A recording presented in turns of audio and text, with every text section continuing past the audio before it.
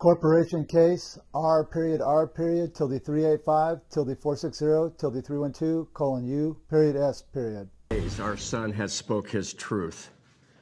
And he is a very proud American, a very proud Marine, a very principled man, and he stood his ground, and that's what the Marines have taught him. He only spoke because what he saw happening in Kabul was, he couldn't take it. He had to speak out. He had to stand his ground. And he did. There you have an emotional response from the parents of a former Marine Lieutenant Colonel, Stuart Scheller, who was jailed. He's been thrown into the brig for criticizing the military's withdrawal from Afghanistan. The forensics that we're seeing here on a public broadcasting network called Fox News are publications by parents of a Marine Corps employee. And the parents and the Marine Corps employee do not have necessary closure to be in the situation that they're in. During our war, the last 20 years, we have lost around 7,000 troops. We have lost somewhere, depending on the data that you want to look at, somewhere in the last 20 years, between 30 up to 100,000 troops from suicide. They need that accountability. They need to know that what they did mattered. So many lives can be saved on the backside by being held accountable. And I say take that rank and put it down and stand up for your other servicemen members. Stand up for my son. Stand up for Stu. Stand up for America. Basically, they left hundreds of Americans in Afghanistan. Well, they're leaving our son tonight in prison. And that's not okay with us. And I challenge the American people, is that okay with you? Is it okay with you that a 17-year infantry officer that put his life on the line to protect you and protect your children, is it okay with you that he is put in jail and is facing a court-martial? He didn't murder anyone. He didn't sexually offend anyone. He didn't do drugs. He asked for accountability. He spoke his truth, and they couldn't handle it. It's an embarrassment. It's shameful. And if it's not okay for you, Americans, we're asking you to stand up. The parents are asking for someone to come forward in the public for help, to help their son who's found himself in a position of taking a stance and drawing a line in the sand and taking a position on his convictions. The forensics here show parents who love their son, and their son is caught up in a situation where he's drawn a line in the sand and taken a position of accountability for himself and calling on accountability for others. Unfortunately, he has no full closure on the theater that he's actually in. You see, in 1999, the United States government came out of its third and final international bankruptcy. And in doing so, coming out of the bankruptcy, they failed to reauthorize Congress, failed to reauthorize their post office, and failed to reauthorize their military to enter into theaters around the world. Because the government failed to reauthorize and the postal system lost control of the credentialing of its birth certificate system, the birth certificate system ended, and those military soldiers who went overseas were actually walking without papers. They didn't actually have the correct credentialing to be in those theaters around the world. However, the soldiers are not to blame. The blame goes on the leadership and those who tricked the U.S. military soldiers into going offshore to fight foreign postal wars. In compliance with Title 42, 1986, knowledge of the law and knowledge of the contract, I am stopping and correcting as a muster-master for the Secretary of the Navy's office for this vessel here. This vessel has the courage of his convictions and the courage of his commitment to bring accountability and asking it for his life and asking it for others who have sent him into theaters around the world. On September 29th, 2021. I have filed a contract and I have mailed it as a canteen-treaty and legal-papers into Camp Lejeune, into the brig, where this vessel is being held in the hull. He's been held in solitary confinement. The Canteen Treaty is a treaty that I first established with the U.S. Marshal Service back in 2003, as well as the National Guard for the state of Wisconsin. Canteen is what a soldier uses as he's in the war theaters, as he navigates himself in and out of foxholes, in and out of ships. It's his credentialing or his tools that he takes with him. Well, the number one tool that you need is the muster-master that stands on correctness.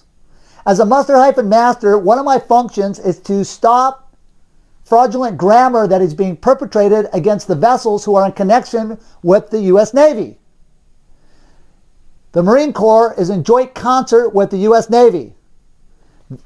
And this gentleman, I am sending him a canteen for a claim of the life. Because without life, you have no foundation for the statement of a claim. Because birth certificate people don't have the authorization to state a claim in the land of contract during time of contract, which is the courtrooms. So the first step to getting this vessel in position of safety is to get him a claim of the life. The claim of the life is for vessel-Stuart, Scheller.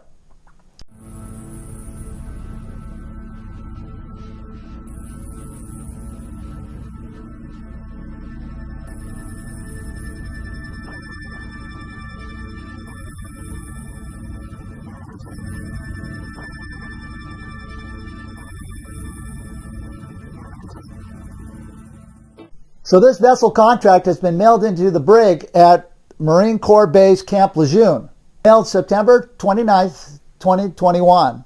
And here's the proof of the mail service and the postage stamp canceling for the joinder of the livery of the mail.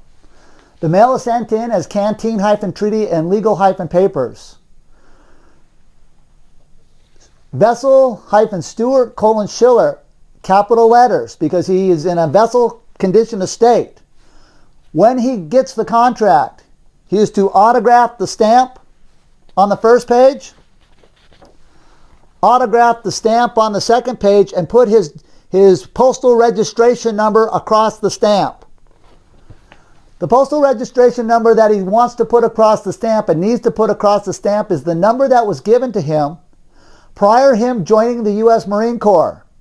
Because it's a shipping war. The post office controls the military. But it's an oxymoron here because the post office didn't have authorization to give him the number because they lost their constitution when they played the New World Order trickery of the presidential election of 2000 with the Florida Chads, when the federal post office vacated his constitution in violation of Title 39, Section 101, subsection A and subsection B. Thus, when he's placing his postal registration number across this stamp, he is joining the correct venue for establishing himself as a fact to state a claim. On the claim of the life itself, there are blank spaces here where he's going to have to put in his biometrics of his height, weight, eye color, hair color, and the biometrics of who he is, as well as the place where he was born, the hospital he was born in, the name of the hospital he was born in, and the date of his birth. Upon doing so, he will then autograph the last page using block print, upper and lower case, just as you see my name on there, Russell-J. Gould. At that point, he now can turn around and bring me in as counsel as a muster-master under special life and duty through the Department of Navy's office to make sure the qualifications of grammar are correct to prosecute him in the foreign ports. What that means is he has a safety network positioned in place. As muster-master, I have the Title IV flag, which is my flag, which can set the correct venue for Mr. Scheller, to then now put up a safety net to make his claims known in a position as a fact. At the same time, any claims that are coming against him, the words will be identified in the order of syntax that they come to him in, which means how the sentence structure is put together on paperwork will be placed on trial, so he has the necessary full closure to make a determination what he wants to do with those words or what he doesn't want to do with those words. I am there only to identify the order of operation of syntax. If it's an adverb, if it's a verb, or an adjective or pronoun. What that means is if there are no facts on the paperwork, because only a fact can state a claim, then there's no capacity for them to jail him and to hold him. Stuart, Scheller, Vessel, you must comprehend things. You are in solitary confinement. You are in a foreign vessel in dry dock. I am the master of the foreign vessels in dry dock. If you don't ask me, look at the carnage behind me. And if them little U.S. Marshals, and believe me, they know their space. If they ever roll the films and put out the documentation about what it means to be correct through the foreign vessels in dry dock, you don't check in, which means you don't give up your clothes. You don't sign in to go into their jail cells. Go ahead and let them put you in solitary confinement. It's the safest place to be and the easiest place to win a case. That's the good news. If you're in general public, you've already checked in, and if you check in, then you agree to the terms of the booking and the billing process, and they're moving you as cargo here. You're a commodity, you're chattel. And as chattel, guess what happens? You get to be somebody else's meal. Stuart, Scheller, after you've autographed the contract, make sure your attorneys get a copy of this, and they can reach me at lastflagstanding.com, so that I can move into theater for you for the safeguard of the grammar words, the cargo words that are on the vessel contracts that are coming at you. At the same time, it'll give me a position to let all the other soldiers know out there that I've got your back. I know what it means to be honorable. I know what it means to stand your ground. When they put me in this hole, the toughest, baddest man on the planet, I don't wear their stinking clothes. They crank up the air conditioning to super cold, and they spray the floors with water to freeze me out. I don't eat their crappy food because I've been without food for 70 days. That's why I learned how to set up a canteen treaty, because they starved me to death. I went from 186 pounds down to 102. Guess what? Like you, Stuart, I drew a line in the sand. I would not surrender my flag. It's too bad you've been tricked and you don't know whose flag you're fighting for. But you're getting closure, and the U.S. military is getting closure every day. I got some good news and bad news. In Washington, D.C., your leaders, shit rolls downhill. But shit also floats. And so there's one thing to do with shit. Whoosh! Flush it out of your life. Because you're being wrong led. You're being manipulated by people that don't care about you, that have left your soldiers and left you out to die, hung you out to dry. I'm just the guy that owns the courtrooms, owns the contracts, owns the flags, and runs planet Earth banking system. That's me. That's what you're hiring when you autograph that stamp. I'm going to come directly into your life. I'm going to show up at your trials. Oh, and by the way, if I walk on Camp Lejeune and I see anybody parading people around in goddamn high heels and skirts, I'm walking up to that master sergeant and I'm knocking the shit out of him. Consider it done. Period. And if you don't ask me, take a look at my background. If the U.S. Marshals, those cowards, ever roll the films, you'll all find out. I'm a nice guy, but I also got a real tough spot. Many of you don't know about blood sacrifice, what it really means to sacrifice to the death. But because of the circumstances that the world is moving itself in, you're all going to get to draw a line somewhere, because there's a death cult coming at us all. So we must band together. We must learn how to communicate so we can turn this death cult off. The quantum grammar offers situations and closure on contract to set up terms for each and every one of us sovereignty. I do not want to police anyone. I do not want to control anyone. I simply am articulating a network that has been placed together on such a macro scale that safeguards soldiers worldwide, safeguards citizens worldwide, and allows creativity and solutions to be brought to the table. I put my life on the line, I draw the line in the sand, and I carry my flag anywhere I want to go. Period. Friends, families, and attorneys of Stuart, Scheller, are you part of the problem? Or are you going to let me do my job? I challenge each and every one of you to get this story to this honorable man. And then let's cut the cards fall where they may, and let's find out who's the baddest man, who's correct, who brings accountability. And upon that, you shall know the truth, and the truth shall set you free.